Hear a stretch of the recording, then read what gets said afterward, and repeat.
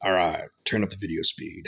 You know, you've been through all of it, whether it was van life or trucking.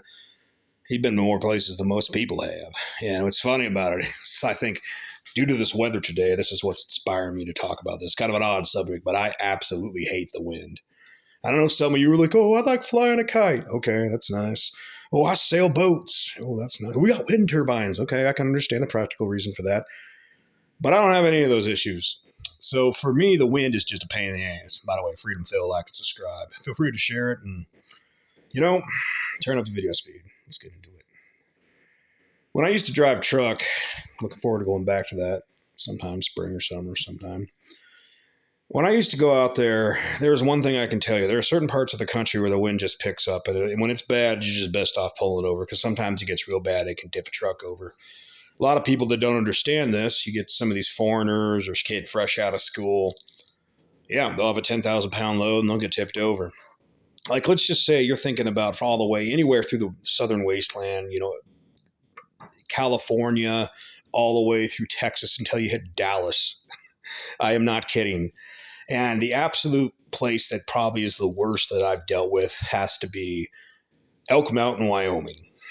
And I'm used to it. It's just what it is.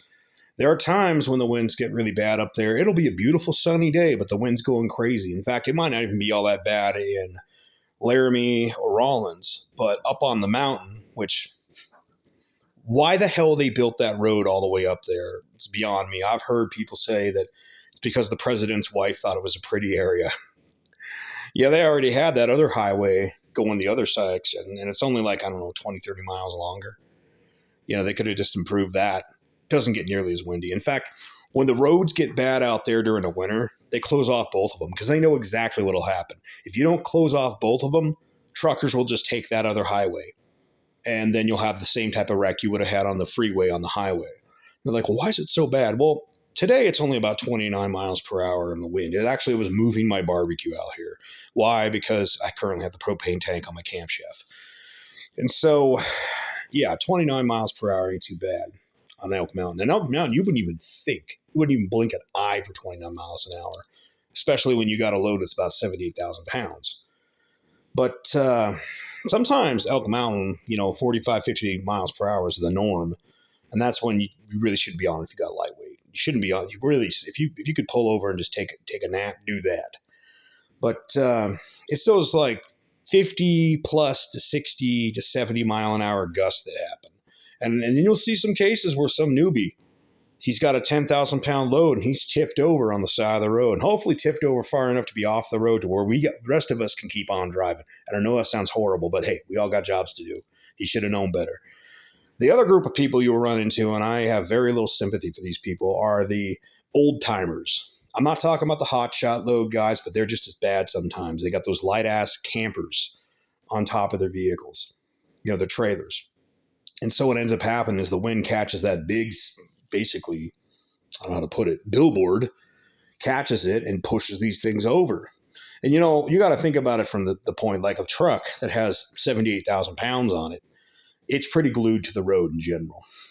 But you got a camper that has a big open spot in the back. Those really nice campers where they got the fold down thing in the back where you could have your motorcycles and your quads, maybe even fit like one of those Razor things.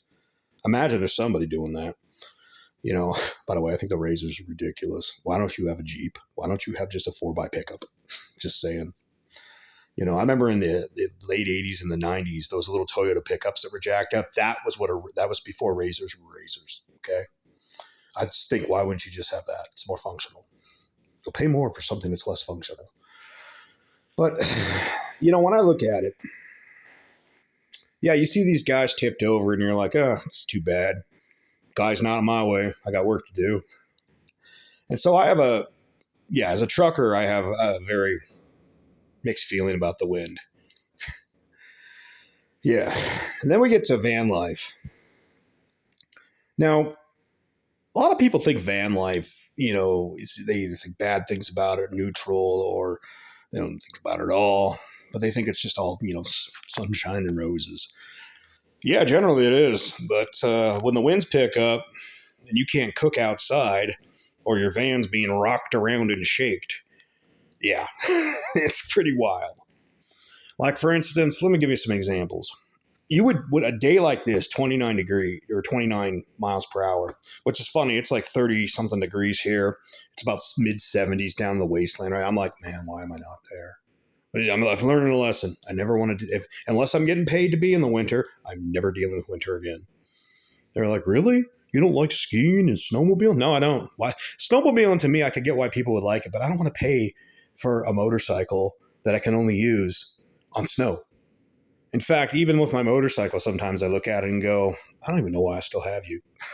I mean, I got it. It's a good bike, but I don't even know why. But out there in the wasteland, the winds pick up on a semi-regular basis. And why? Because, well, it's the desert. That's what the desert does. You don't have much of anything to block it. Yeah, because those creosote bush, that's going to really block it. And places I like to park, I love to be kind of on a hill.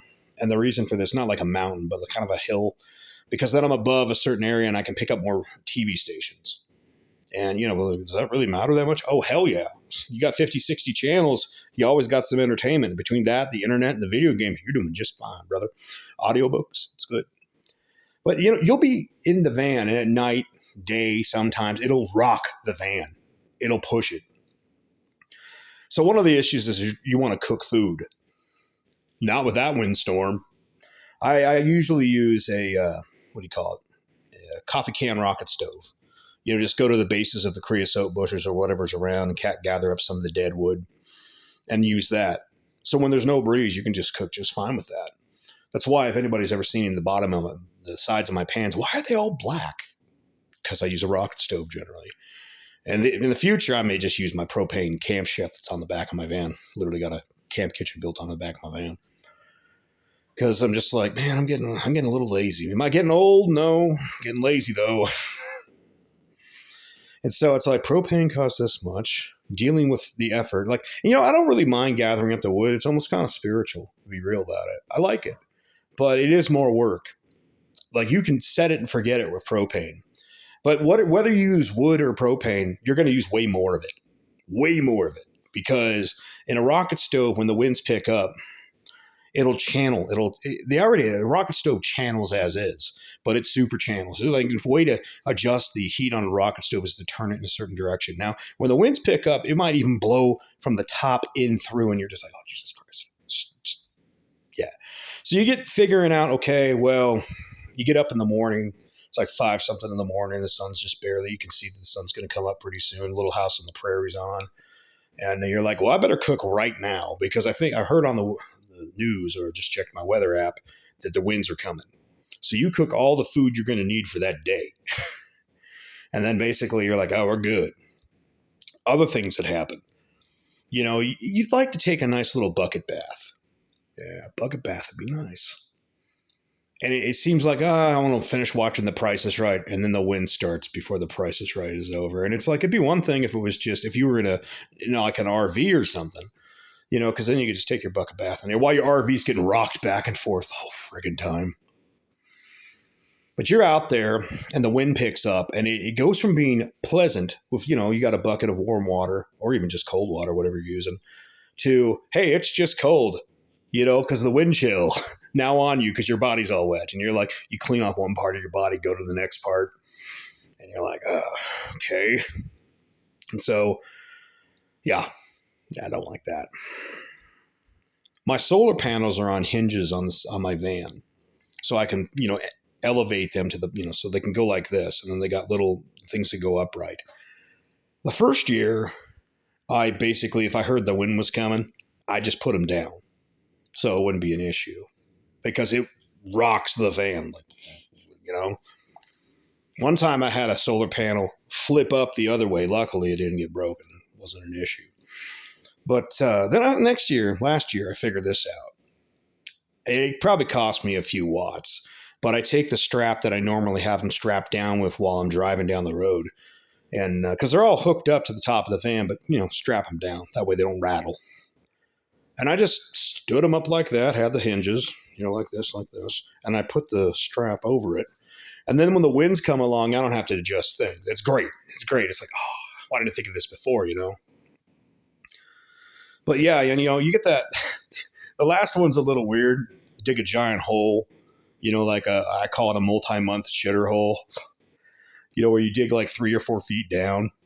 Because sometimes the dirt's that good. Some of the places it is. There's some places in the desert you can't dig anything. It's just like rock after rock. Hey, there's an eighth of an inch of dirt, then rock.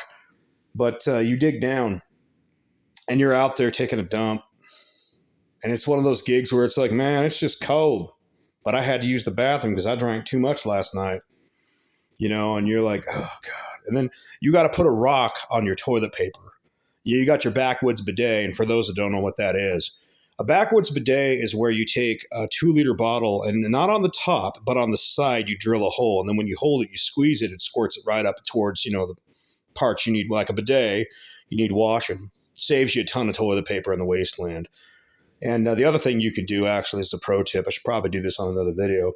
Is you just keep a bottle with cut up rags and bleach water. You got one that's the washer bottle, so you go like this with it, and the other one, when you're done cleaning them, you put them back. And they're like, "That's gross. That's so gross." I get sick and tired of having to deal with toilet paper, burning it, or because I got to be real about it. A lot of what I think clogs up your septics and everything else is the fucking toilet paper. So, I mean, from my perception, when your toilet paper is trying to roll its way over the area, and you're like, oh God damn it, I don't know, and you get your pants down, or you just took them off and did the one leg, throw them to the side.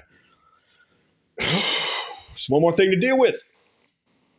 And so, like, when people talk about wind, I'm just like, yeah, fucking hate the wind. But yeah, that's kind of a story. This is Freedom Phil. Remember, turn up the video speed, like, share, and subscribe. Take it easy.